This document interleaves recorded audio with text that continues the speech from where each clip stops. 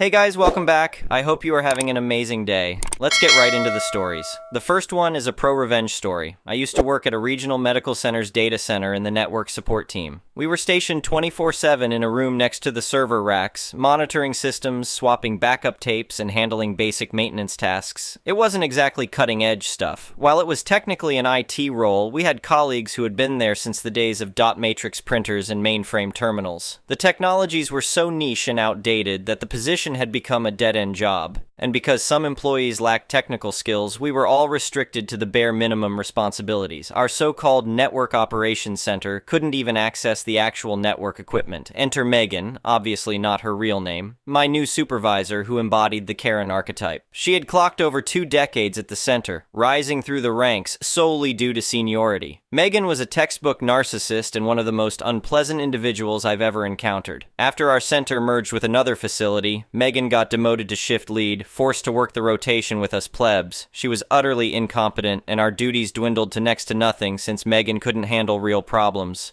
A couple of years later, I received a promotion.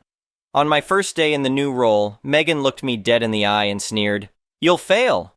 But Megan wielded a powerful weapon, our facility's bureaucracy. As a unionized workplace, we had stringent termination policies, even for non-union staff like us. On paper, it seemed fair. You couldn't be fired on a whim. In reality, it created absurd situations where even blatant misconduct went unpunished. We had an employee steal equipment and keep their job. It was insanity. And with nearly 30 years under her belt, Megan was effectively unfireable without Herculean efforts. Her incompetence, however, was staggering. One of our primary tasks involved responding to alerts for critical medical data transmissions. Ignoring these alerts could prevent doctors from receiving crucial patient information. In one case, Megan noticed an alert but decided browsing the web was more important. As a result, surgeons operating on a cardiac patient couldn't access their white blood cell count, a potentially fatal oversight. Shockingly, this did not get Megan fired. HR's reasoning? Well, it didn't directly cause harm. Megan didn't even have the decency to feel remorseful. A complete sociopath.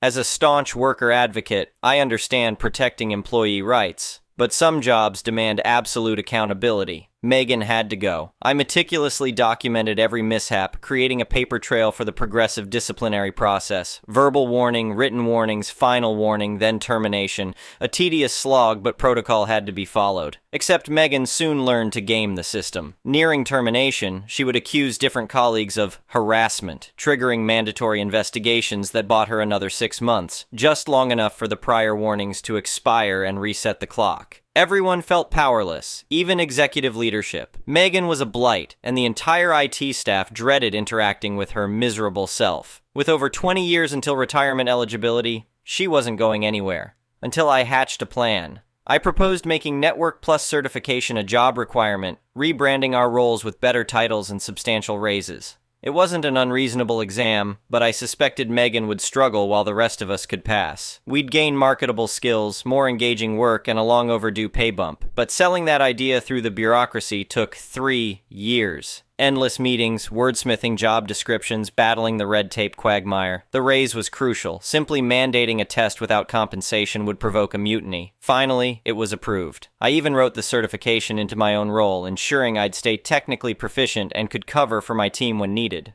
Oh, and that sweet, sweet raise was a nice perk too. Despite some trepidation, the plan was well received. More marketability, engaging duties, and a 20% pay hike. No-brainer. Crucially, I made the requirement apply to me as well, showing I had skin in the game. We provided free training, study time, materials, exam fees, no excuses. 8 months to get certified, ample opportunities to pass. Everyone succeeded on their first attempt. Everyone except Megan, who failed her initial 2 tries and an extra 3rd attempt I authorized. Ever the narcissist, Megan insisted this entire multi-year endeavor was an elaborate conspiracy solely to oust her. Yeah, because the world revolves around you, Megan. Well, okay, this time it actually did, but still, I'll never forget the day we terminated her. Megan was in utter disbelief, adamant she was untouchable. I've never felt more gratified professionally. As much as I dislike seeing anyone lose their job, Megan was uniquely awful. A threat to patients after nearly a decade of her toxicity. I feared I might never top this accomplishment. The next day, colleagues bombarded me with congratulations, like I'd welcomed a newborn. Even the CIO chimed in, relieved I no longer had to manage Megan's misery. In my mind's eye, they lauded the master plan's execution. Back at the data center, morale soared. We gained applicable skills. Some colleagues leveraged them for better gigs, others stayed on with robust raises and responsibilities. Most importantly, we no longer walked on eggshells, fearing Megan's provocation. New hires heard lore of her infamy, initially dismissing the tales as hyperbole. They weren't. To resolve a critical, long-standing workplace issue, I orchestrated an elaborate, multi-year conspiracy that enhanced my colleagues' lives and protected patients' well-being. Ousting the reviled Megan stands as my greatest professional achievement, albeit one I can never list on a resume. The next one is an entitled people story. I've lived in my house for over 20 years now. It's nothing too fancy, just a modest single-family home on a quiet cul-de-sac. I have about half an acre of land with a big backyard that extends about 100 feet behind my house before reaching the tree line. The backyard has always been my little slice of paradise, a place to relax on weekends, throw the occasional backyard BBQ for friends, and enjoy the peace and privacy. That peace was shattered when the house behind mine went up for sale last year. I'll admit I was a little nervous about who might move in. I'd gotten used to having nothing but trees behind me and didn't relish the thought of potentially noisy neighbors. Still, I tried to keep an open mind. That open mind snapped shut the first time I met my new neighbors, Todd and Susan. They just oozed entitlement from the moment they stepped out of their fancy SUV. Todd was decked out in designer clothes while Susan walked around with a permanent scowl on her face. I introduced myself and tried to welcome them to the neighborhood, but they barely glanced in my direction before marching into their new house. Over the next few weeks, I started to notice some activity in their backyard. From the glimpses I caught through the trees, it looked like they were doing some major landscaping. I figured they were just fixing up their yard, so I didn't think much of it. Boy, was I wrong. One Saturday afternoon, I was sitting on my back deck when I heard loud noises coming from their property. I wandered over to the tree line to get a better look. What I saw made my jaw hit the ground. There was a full construction crew back there setting up forms and getting ready to pour concrete. But the forms didn't stop at the property line. They extended at least 30 feet into my yard. I stood there in shock, unable to process what I was seeing. Once the initial surprise wore off, anger set in. I stormed over to their house and pounded on the front door until Todd answered. He had the audacity to look annoyed. "What do you want?" he grumbled. I pointed toward his backyard. "Would you care to explain why you are building a pool that goes halfway into my property?" "You don't have permission to be on my land." Todd shrugged. "Needed a bigger pool. You weren't using that space anyway." My blood boiled. "That is my property regardless of whether I'm actively using it. You can't just annex part of my yard to suit your needs." "Too late now," Todd said smugly. "Pool's already being built. I suggest you get over it." He slammed the door in my face. I saw red. I immediately called my lawyer and told him what was happening. He said it was clearly trespassing and that I needed to file an injunction to stop the construction right away. The next day, we filed papers for an emergency injunction in court. Luckily, the judge recognized the urgency of the situation. She granted the injunction, which meant Todd and Susan had to immediately stop building the pool. I felt triumphant seeing the police show up and slap the court order on their front door. The construction crew had no choice but to halt work on the pool. A week later, we were back in court for the full hearing. My lawyer presented our case, highlighting the blatant encroachment on my property and the reckless disregard Todd and Susan showed. The judge listened intently, furrowing her brow. "How could you possibly think it was acceptable to build a pool on land you don't own?" she asked them. Todd just shrugged again. "Technicality. We assumed the property line was further back." I scoffed loudly at this. The judge silenced me with a look. "I don't believe you for 1 second," she said. "You knew exactly what you were doing. Your behavior is outrageous. Not only will you be required to remove the portion of the pool from the plaintiff's property, but you will also have to pay damages for the unlawful use of his land." The final ruling was in my favor. Todd and Susan had to tear out the part of the pool that trespassed on my property. And the judge awarded me a nice chunk of change in damages, which I happily accepted. The sight of their prized pool being ripped up gave me great satisfaction. Todd and Susan were forced to make it a weird L shape instead, leaving the section on my land empty. Every time I look out at that empty space where the pool used to be illegally occupying my yard, I smile. It just goes to show. You can't simply take what doesn't belong to you just because you're rich and entitled. Todd and Susan had to learn that lesson the hard way. My property is my property. And this working class guy can take down arrogant jerks like them when I need to. The next one is a petty revenge story. So about 10 or so years ago, we were living in a duplex when a woman and her teenage son moved in next door. The woman had just left her marriage and was seemingly unhappy about it. We got along, felt sorry for her situation. She needed internet, so we let her use our Wi-Fi. She was a single mother with 2 sons, one at home, so we thought we'd help her out for a while. We were a couple with an almost teenage child. We got along well. I'd have coffee at her place after work most days, and a lot of the neighborhood kids, including mine, would hang out at her place. Then things changed. For one reason or another, she decided that she didn't want to be friends with me, but still wanted the free internet and for my child to hang out at hers. I still don't know why she stopped our friendship. As soon as this started, I stopped allowing my child to hang out at her place. Magically, her internet became patchy. She'd knock on our door asking about it. My husband said he'd get around to it. He would eventually. Then her internet would stop when her treatment of me worsened, which happened to be the times when my husband was away. The better or worse her behavior towards me dictated the quality of internet she would get. Sometimes hers would be stopped altogether for a day or two. The pattern continued. She'd get nasty. Her free internet would stop. She'd knock on the door asking for my husband to fix it. He'd either be away or just didn't want to. What she didn't know was that I also had the ability to choose the speed of her internet and if she would get any. She never picked up on the pattern. Eventually, her internet was completely stopped. I also had a fake phone call where I knew she could hear me pretending to tell a friend how happy I was that we'd bought the 2 units, so she thought we were her new landlords. We rented through a real estate. Don't piss off the people who give you free internet. The next one is a malicious compliance story. My previous workplace was an NGO, hired me to do what was deemed an impossible task, reaching to and gaining the support of several groups that are notoriously difficult to recruit. It was a pretty critical point with over $1.2 million funding depending on it. Not to brag, but this is something I'm actually expert in, one of very few in my country. I got to work and use some pretty unorthodox methods. Initially, management seemed to be fine with it since it proved extremely effective. Within 8 months, the organization moved from being irrelevant at best to having a small army of volunteers, active groups, and vocal ambassadors, and gained a reputation for being the most radical and interesting player on the scene. The thing is, this success was because I was there to cover for the organization's irrelevance. As long as they don't implement some deeper changes, this is as good as it will get. Except nobody seemed very interested at implementing any deeper changes. In fact, they began doing increasingly more problematic stuff. Think public racist comments by staff members, making it harder and harder to maintain the support. I kept raising the alarm that this will not end well, and at some point, this and my less than standard methods annoyed management enough that they decided to fire me. I pointed out to my manager that if they don't want to lose all of the work, they'll at least have to recruit someone with similar experience, which is going to be very difficult to do. Again, very few experts on this.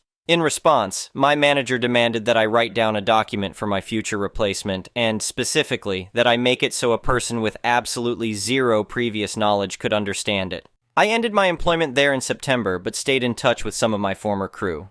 By the end of November, half the volunteers I recruited dropped out. The 200-plus people involved in one of the flagship projects just stopped showing up. The assistance network stopped responding altogether. An attempt was made to continue one of the other long-running projects, but since they didn't know how or why it worked, it flopped gloriously and stopped running after one more session. The annual fundraiser I started failed to have any relevance when they attempted to copy it this December, and only 7 people showed up.